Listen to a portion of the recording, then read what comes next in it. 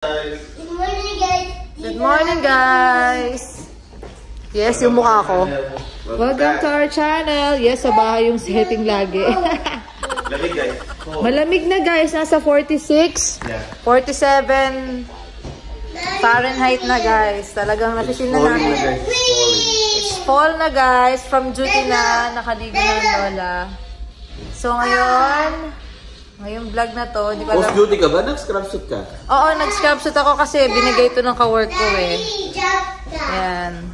Sa ano daw niya sa mami. Napagdita ng mami niya. Trinay ko lang kung ilan daddy yung bulsa. Tinignan ko kung ilan yung bulsa. Pero nalaban na to. So, ayan guys. Ang sarap mag-stay ngayon sa bahay. Tingnan natin kung anong niluto ni daddy. Tada! Daddy, ano to? Indomie? Ha? Indomie. Indomie. Indomie. Pansit Canton. Favorite namin to guys. Tapos, kanin. Breakfast na guys. So, let's go. Let's go saan? Charot.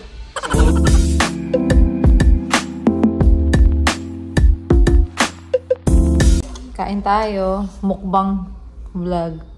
Woke up like this ka ba? Hindi sila nakatulog na maigi. Ayan. So guys, ang vlog na to ay tungkol sa Walmart. Nga. Saan? Meron kasing mga nagtatanong kung ng process ng pag-acquire ng bahay dito sa US. Kung paano yung... Nakatulog na sila. Ito kasi ako to naman. Nakatulog yun na guys, sila. pasimplihin na lang natin kung paano yung yung process. Process. Step by step siguro, ganyan. Yeah. Noong una kasi nag-check ako na sa app. Tapos shares ko lang South Pittsburgh. Yeah, ako lang talaga yan. South Pittsburgh, tapos Bridgeport, nag-check ako anong mga prospect houses natin. Tapos yan, pinusuan ko lahat para dito para madali siyang hanapin pag gusto mong i-review ulit. Tapos nun, after mong... May mga options kasi dyan sa app na yan na pwede ka rin mag-inquire. Ayun. Realtor app? Realtor app. Tapos, ayun. Tapos pag chinek yung mga inquire, ang daming tatawag sa'yo. Tapos bibigyan ka nila ng mga real estate agents. Ang dami mo, ikaw mamimili. Tapos, depende sa'yo yung mga factor na gusto mo, kung saan yung location na gusto mo. Siyempre, tatype mo. Parang madali lang naman siya na app eh. Tapos, tutulungan ka rin ng mga real estate agents. May mag-reach out sa'yo pagka nag-ano ka doon sa inquiries. Tapos, meron din dong options para makapili ka ng mga lenders mo. Ayun. I-assess ka nila. Parang input mo yung mga background mo konti. Ayun. Tapos sila na Konti. Konti pa lang kasi parang lang pahapyo lang eh. Sa una? Yung real na requirements pag nakakuha ka na talaga ng lender talaga. Yeah, pero ito na lang question. So, dun mag-start, diba? Nag-inquire ka. From there, active naman silang mag-assist sa'yo eh, diba? From there, Mag-guide ka naman. Ka ng real estate agency, papasyal ka sa mga napili mong houses. Ayun. So, pag may na-contact, ang mangyayari, parang itatawag natin tripping, di ba, Daddy? Nag-tripping kami sa mga prospect. Viewing. Yung hindi sa tripping tawag sa Pilipinas. Pag mga maloloko, tripping. Hindi, totoo, tripping. Ayun, yun. Viewing tawag. Viewing ng mga houses. Tapos ayun, kunyari, na-check mo, may 5 ka o 6 na houses ka, pupuntahan nyo yun, check nyo yun, isa-isa. Ayun, parang din siya, para ma-assess nyo rin yung bahay. Kung okay, kasi nga, kami dati, open nga kami sa old tsaka sa new houses. Oo nga. May mga napasalan kami guys, old. May nagustuhan din kami yung old, to the point na... Parang piniflip nila yung house, tapos parang tinatago nila yung mga sira, ganun. Tapos nung... kasi yung process kasi, pag may nakapili ka na ng bahay, automatic yan, may ka ng inspector. Yeah, ayun. May inspector sila dito, guys. Yun ang next step niya, papa-inspect niya sa license inspector. At yun, babayaran mo na yun. Wala na yung balikan. Wait lang. So, ayan guys, umiyak siya. We're back. So, nasa na tayo? Yun nga, pag nagustuhan nyo, and then may inspector, touch mo, excuse me, Ano na yun? Babayaran ng inspection? Bayaran ng inspection, walang balikan. Kung ano man yung maging resulta, kunyari maraming sira, tapos hindi nyo gusto na, di ba? Hindi na yun. Decision nyo pa rin. Kahit na maraming papalitan, kung gusto nyo kunin, pwede naman. Pwede nyo i-push. Pero sa experience namin, meron kami nakita although sa gustong-gusto namin. Maganda sana yung location na sa malapit lang sa South Beach. Oo, malapit sa work, lapit sa school ni Ace. Pero, consider namin na sabi ng inspector, parang pag yun yung kukunin namin, papalitan na namin yung buong bahay. Pag nagpa-repair kami. Parang madodoble pa kami ng gastos. So, ang naging ano namin is, imbis na old, ang tinarget namin, new house na lang din. Kasi nasayangan kami, no? So, nag-filter na naman kami dun sa app. So, hanggang nakita namin to. So, to cut the story short, eto na, mayroon kami nakausap na realtor. And then, siya na yung nag-ayos ng lahat. Paano ba? Lahat. Siya na nag-ayos. Magpasa na kami mga requirements. Tapos, syempre, yung lender mo, kukonsider nyo rin kung ano yung pipiliin nyo. USDA, FHA, tsaka yung isa na zero interest. Parang ganun eh. Ano ibig sabihin ng FHA? Ano ba yun? Ano ba yun? Basta may tatlong ako. Pero yung kinuha ko kasi FHA kasi mas mababa. Sakto lang yung interest rate niya. Tapos parang mas malaki yung savings niya doon sa tatlo na options. Yeah. Tapos ayun. Inayos na namin. Tapos pina-check din namin sa FHA. Wait lang, ano ba FHA? Parang Parang first homeowners na first time homeowners na lender talaga na nag-a-assist sa mga buyers, new home buyers. First time home buyers, ayun. Tapos ayun nga.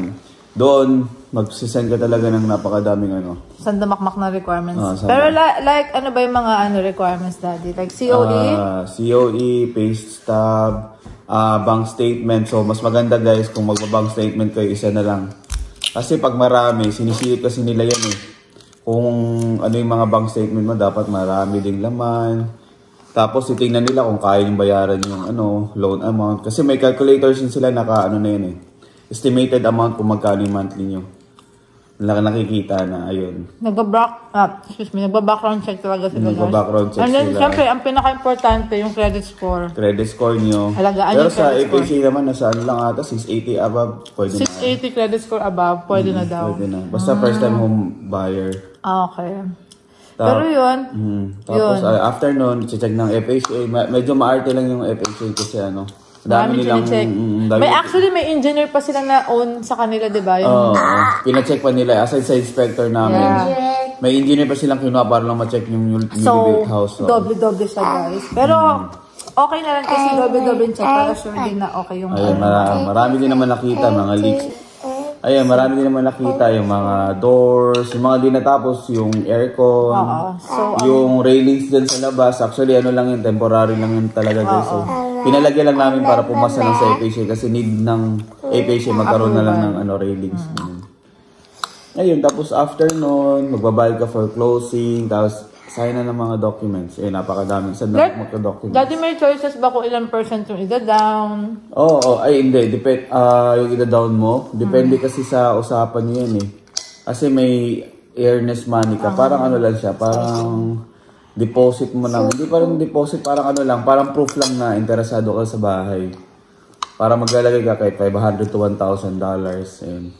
Hindi, pero yung binayaran mo. Yung binayaran. Calculated kasi nila yun eh. Magkano yung down? Para alam nila kung magkano pag mag-down. Yung kunyari yung price ng bahay, magkano yung percent na ida-down? Walang percent na ida-down eh. Maraming pwede consider kasi merong tinatawag na seller's credit. Depende kung tutulungan ka ng seller. Naalala na niya, guys. Naalala ko na pala. Sa FHA pala, 3.5% pala yun. Kasi dalawa yun eh. Tatlo yun eh. USDA, 0%. Sa FHA, 3.5. Tapos yung sa conditional o consecutive, basta may isa pa, yun ang 5%. Kaya pinili ko rin FHA eh. Nasa middle siya, kumbaga. Nasa middle, kumbaga, tapos mas maganda din yung kumbaga nakabalance eh. And so, parang yung process, the whole process guys, nung simula ng pag-check namin ng pagpili ng bahay. Kasama inspections and paperworks. Hinabot kami ng mga 1 month. Yeah, pero kung walang mga aberya sa bahay, kunyari, pulido, gumawa yung... Walang butas. walang, na-check na nila. Ang bilis lang sana, mga 2 weeks nang pwede nyo na i-close yung bahay. Ang bilis. Inabot lang kami ng 1 month kasi ang daming may mga repairs. Ganun, kasi nga daming may mga inspections. Kahit bago siya, kahit bago siya, meron pa rin mga flaws, guys. So, yun. Ayun, kasi di naman perfect yung mga gumagawa din. At saka yung gumawa rin kasi nito is yung yung seller din mismo, siya yung gumawa ng house, sa kanya tong lupa. And then, parang old school pa yun si tatay, no? So, yung mga hindi updated, yung like dun sa tubo dati sa ilalim. May mga codes kasi silang sinusunod dito. Oo, meron silang mga checklist. Binago lang. May mga binago para pero updated. mga minor issues lang kaya namang Railings, kailangan pag gantong height is lalagyan na siya dapat na ganun. Dun sa luma, sabi. Mga vent ng washing machine, ng dryer, ganun. Tapos yung exhaust fan sa bathroom. Yun, guys. Pero nilagyan naman nila. Nice naman. And then, ito pang isa. Nasa pag-uusap nyo rin kung yung mga flaws na yun, i-cover din ng seller o hindi. Kasi sa amin, hindi lahat kinover. Hindi lahat kinover. So, yung katulad na itong railings, kami na nag-cover. Pero sabi ko nga, temporary na pumasa lang sa inspection. Kaya hindi ako mapapansin nyo, hindi siya ganun ka. Hindi siya katapos. Para may masabi lang na railings. Pero wala talaga dapat yun. Tapos, ano pa ba? Yun nga, ayun, yung damo. Ayun, ngayon lang nahabol. Okay naman. Tumubo naman sila. Tumutubo na rin. So, ayun guys. Yun yung mga experience namin sa pagkuha nung bahay dito. Naman. Tapos may nagtatanong, ano daw feeling daddy? Ha? ng house owner dito sa US.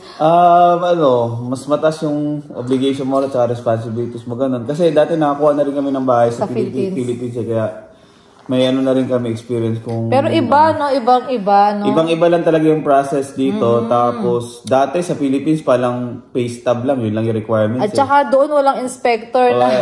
Hindi, merong inspection na. Pero sa company na mismo nung gumawa ng bahay.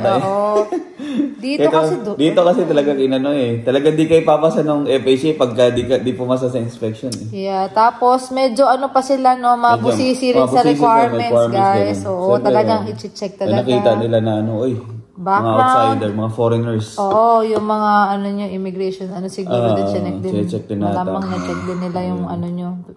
Pinanggalingan. Pati nga yung mga previous company na pinagtrabahuan, kinontak din nila yung dun sa from the Philippines namin, di ba? Kasi muntik pang di ma... Kasi hindi nako-contact daw. Pero paano na-contact yun? Email siguro. Ayun, buti na lang. Pati yung mga COE namin, mahigpit sila dapat. Medyo, talaga. Kailangan talaga, guys. Legit ang lahat. So, ayun. Pero okay naman, para rin naman sa safety and all yan. Ayun, guys. Ayun, super happy naman kami, guys. Parang hindi happy. Sa monthly, guys. Ayun na, tawa. So, ikaw magbabayad, Kaya so, isipin na lang natin, guys, na Yun, kinonsider namin kasi imbis na sa upa nga, guys, kasi siya. Dito na lang pupunta. Kahit medyo mahal lang napamahal ka nga ng konti, pero at least, after end ng contract, mapupunta sa inyo. Tapos ito pang nakuha namin, ewan ko nung nag-check ako ulit sa around the place dito sa Alabama and South Pittsburgh, parang sa laki ng lote niya sa bago ng bahay, parang wala ka na mahanap sa presyo niya na good deal na nga. Parang good deal siya. Investment din talaga. So yun yung... Kahit wala siyang mga appliances na kasama. Yung appliances, inabot kami ng niyan lahat 5,000 something. Ayan, good deal na rin siya. Good deal na rin. And tuwan-tuwa kami sa location and sa lawak ng backyard, guys. Pwede pang magtayo si Atalia doon ng niya, May RV. snake pa. May pet snake na kami. Ingat lang sa snake. Ayun, guys. Di ko alam kung paano tatapusin ito. Siya nga pala, yung laya pala ng school nila, Talia. Dito, ayun, 15 minutes lang. 15 minutes. So, hindi sila lumipat ng school and di rin kami lumipat, guys, ng work. Malapit still same. Lang. Sobrang lapit lang. Yun na, nag-adjust lang kami sa travel. Parang 10 minutes lang, additional 10 minutes. Yes, so good pa rin, guys. Wala masyado adjustment for kids and for us so far sa ngayon. You? Yes, Talia, patio. Patio? Meron si Kuyang portable basketball, Bicycle. Ring. What's that? Ito. What's that? Bicycle. Tapos itong sa baba. Bicycle. Pang chair and table for dito sa patio. Nandito, anak, sa may basketball. Pot. For me, pot. Yeah, assemble namin yan, guys. For me, chair. Yeah, chair yan dito sa patio. Yeah, for you and Kuya and Daddy. Pink or rainbow? Nakalimutan ko yung kulay. Black ata yan Nabili ko lang sa Walmart. Ano kalimutan mo? I Blue forgot. ata yan. Hindi. Pero ano guys? Oh. Tapos ganito siya, oh. Tapos ganito siya. Tapos. Oh, wait lang.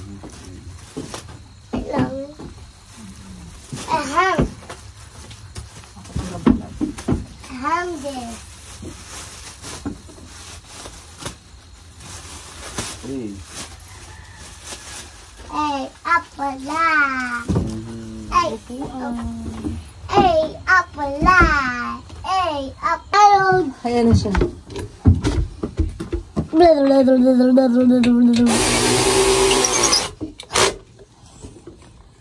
Madali lang nga siya. Hi. Dito ako yung family ko dyan. Diyan o dito? Dito. Dito pala eh. Tingnan guys. Welcome my channel. Din ako yun and my family. Dito tayo. Nakakagulo lang daw ako. Nakakagulo lang pala ako doon. Ako, ma'am. Can't see daddy. Can't see mommy. Hi. Tapos lipan tayo. Isang paa pa lang, mami. Sige, ano na natin ito. O yung isang paa, bago to. Yan yung chair sa akin eh. Patio. Patio. Yan. Yan ah. Okay, My other one chair. one down. Ako my other one. 4 yan, 4. Comfortable? Sit up, comfortable. This is my this chair. You like it? Yeah, bili mo sa Walmart to eh. Yeah, sa Walmart yan. Pinadeliver ko lang na. Pag yung dami ka deliver. Hindi, ito yan. Set kasi siya. Ito yung chair. Chairs din yan. Yeah. And then my secret is my shoulder. Ano nga kasi yun? Ano ba yun? Ayan. So, ayan lang yung natapos namin kahapon. Next morning na to, guys. Mag-breakfast kami sa McDo. Halloween. Ayan. Good morning again. Morning. Kuya, asan yung nagaya? Look at sunset oh. Hindi sunset yun. Sunrise pa yun eh. Sunrise. Good morning. Orange. Saan tayo pupunta eh? That looks like a sunset, no? McDonald's. Oh, nagmamakdo And then ka. one. And Hindi, then Kimball eh. Sa Sisla siguro lang. and pumpkin patch. Hindi tayo Ang dami na nilang naisip, di ba? So, breakfast lang kami kasi sabi ni Kuya gusto niya mag-breakfast sa McDo. Uy. Ganda ng sunrise na is, no? Kain tayo. Breakfast, guys. Brown na yung mga ano, mga halaman. Falling na falling. Fall na kasi, guys. The leaves pag falls and Hindi tayo nag-highway, ah. pag Para malaman nyo. fall yan yung trees and then yung leaves change their colors. Colors. Very good.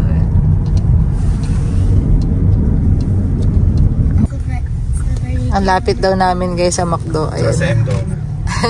MDO na. MDO na. Nasira. Ayan na isa. I will get my Happy Meal. May Happy Meal ba?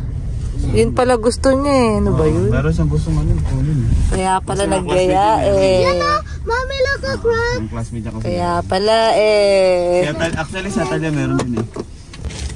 Cheese. Walang Happy Meal. Maaga pa daw kasi. Nabigo tuloy si sa Happy Meal. Pancake. Talia meron mas well. Burger. Okay lang eh. Salamat ng Happy Meal. Oo daw. No choice. No choice.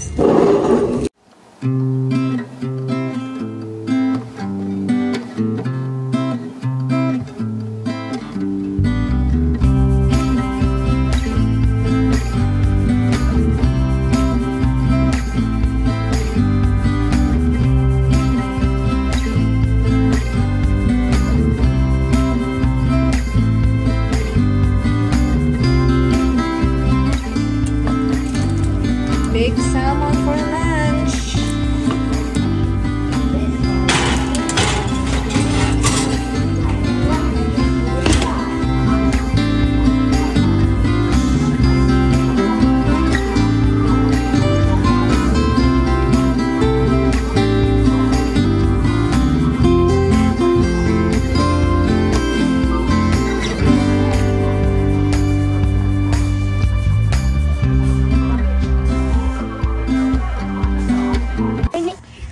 Ito nga pala, natapos ni Daddy dito sa labas. Anak, tayo ka.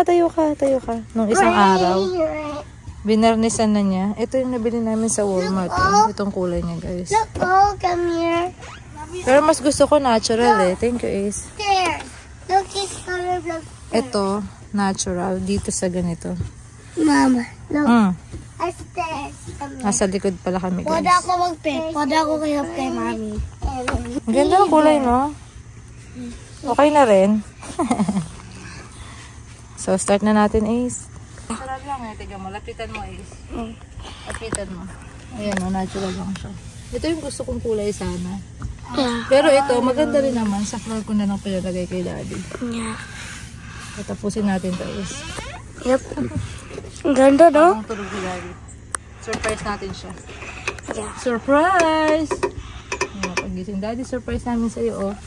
Mag-garnish siya ng liga. At saka ako. Ay, sarap. Medyo mainit naman. Malamig yung simoy ng ano. Yan yung guys view. Yan. Parang kailangan natin dito sa baba ng ano, is ng parang mga papel para ma-protect yung ano. Yeah.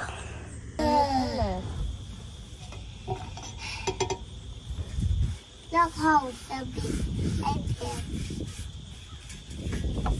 I get a shot. Shot boy. You want some nails, Mama? You're done with nails. No, I'm okay. Thank you. Ayan na siya, guys, oh. Medyo malayo na. Pero parang kulang yung ano ko. Yung varnish ko. Ito yung difference niya, oh. Mas na-enhance, diba? Taray! Gusto ko yung kulay niya. Natural. Wala, nasimot na, guys. Bili na lang ulit sa Walmart. Sa Talia, say hi. Hi, pangad, baby. Dinala nila dito yung chair doon sa ano, sa front porch. I'm scared. Ayan guys, naka-idip na kami. Gising na si Daddy. Patapos na yung project namin dito sa patio. Oh, dahan-dahan.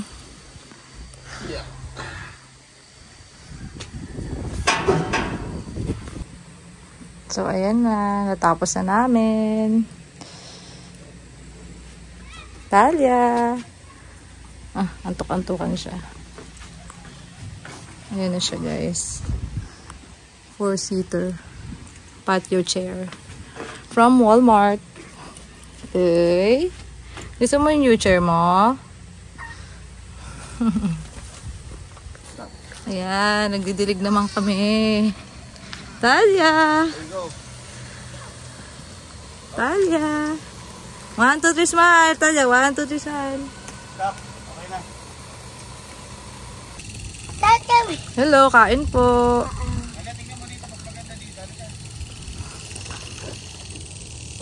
Daddy, nasa bundok. May ice cream siya, Daddy. Yan siya, boom. Uy, kitapusin mo na pagkain mo, Kuya Ace. Kain po. Merienda.